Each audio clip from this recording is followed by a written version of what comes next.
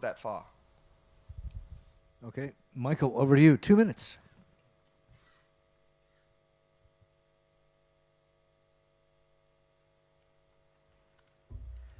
I think we've covered actually a good deal of ground, and I think it's important to underscore that when it comes to these bilateral FTAs, there is a potential, I think, that's very clear for problems. I think that would be as a summary, which isn't necessarily the case, but it can be problematic. And I think that there's much to be said more with these mega-regional arrangements, assuming that they are going to have their eye on global initiatives, looking globally. And I think we see that a lot more in the TPP than, for example, in terms of the RCEP.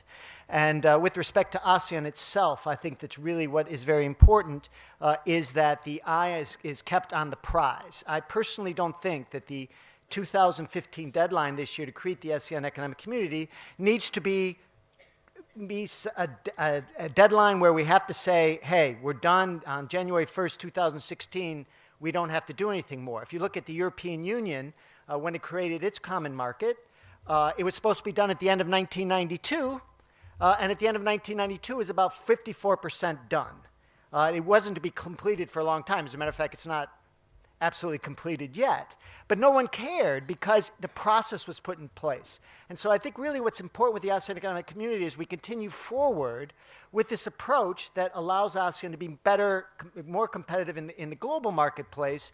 And so any kind of measures and things that are being devised shouldn't be inward-looking, but rather outward-looking. Some of you that have been looking at this region as long as I have in terms of trade might remember when AFTA was first proposed, there was the idea of trying to multilateralize AFTA cuts. And that actually had pretty good support in the region. Then the crisis hit, and then everybody forgot about it. But that's the sort of thinking that really needs to be done, this idea of regional cooperation that has its eyes on global cooperation. So thank you.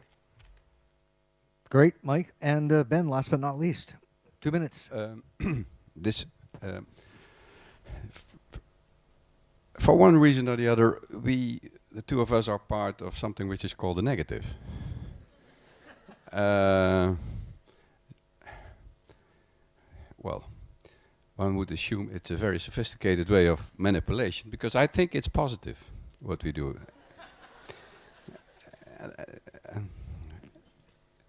And now on a more serious note, if you look to the European integration, why did it start? It started close, it's just after the Second World War. It started with